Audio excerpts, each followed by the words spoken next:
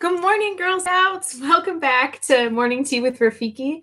And we're so excited to have you here because today we are learning one of the essential knots for heading out into the wilderness, doing rescues, or if we're out sailing. And that is the bowline knot.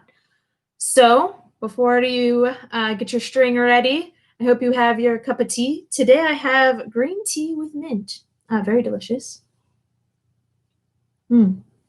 Always good to start off the morning with a cup of tea and not tying, of course. So today I have my paracord that I'll be using to show you the bowline and a water bottle. You can have something like a stick or even like last time we used a wooden spoon with the clove hitch.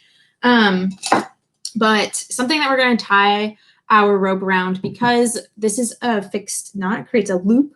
And what's really cool about the bowline is that its strength is unparalleled. So this knot can hold up to 60 to 7% of its weight at the knot. Some history, just like the other knots we've been learning, like the reef or square knot. This is an incredibly ancient knot, and the first time that was documented was in John Smith's journal in the 17th century. It's also been rumored that Egypt, parts of Egypt, were also using the bowline to help with building and survival and whatnot. So we're going to go ahead and get started and learn this bowline knot. I'm going to take another sip of my tea.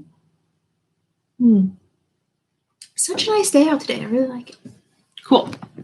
So we're going down into our makerspace, and I have my paracord looped around whatever I'm tying the loop around here. And so here is our standing side of the rope, and this was what we call our working side of the rope. And there's a little story that goes along with the bowline. It's about a rabbit. And when we're creating the bowline, we want to create a loop or a hole for our rabbit to go through. So with our standing end of the rope, we're going to twist it up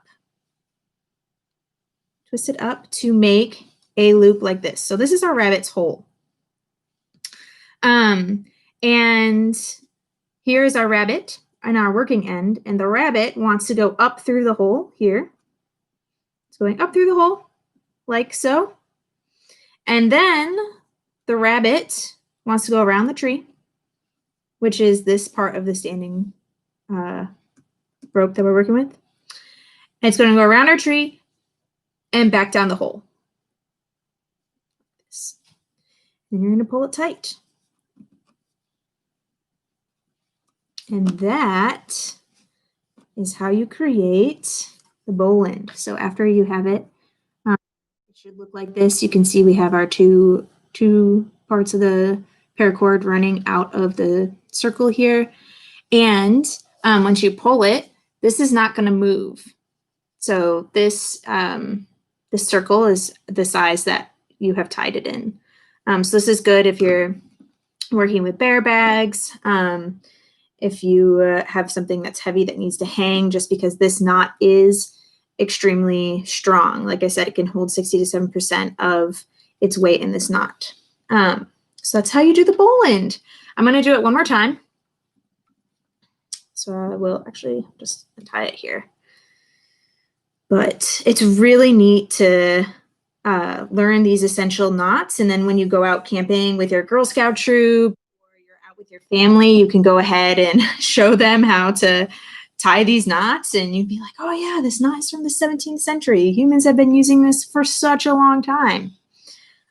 So we have reset our working space. Again, this is the standing part of the rope. And then this was our working end. And I'll tell the story again of the rabbit. And the rabbit needs a hole to get out of and go through. So we create that hole by pinching our standing knot. And I like to twist it up to create, move it a little closer, to create this hole here. You can see it's crossed. And this is our rabbit hole. And here's our rabbit.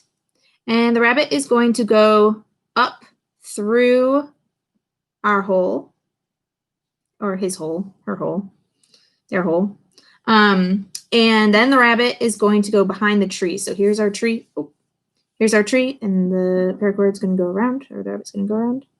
And then the rabbit is going to go back down the hole through here. That's our last step before we tie it all together and pull it tight. This is also used in rock climbing. So if you're getting into rock climbing, this is a good knot to know. And voila, we have our bowline knot. But thank you so much for joining us today.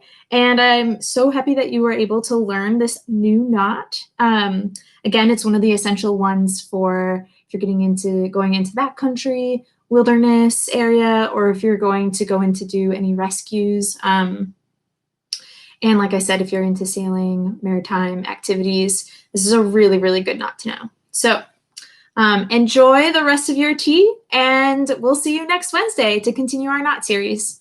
See you soon, Girl Scouts.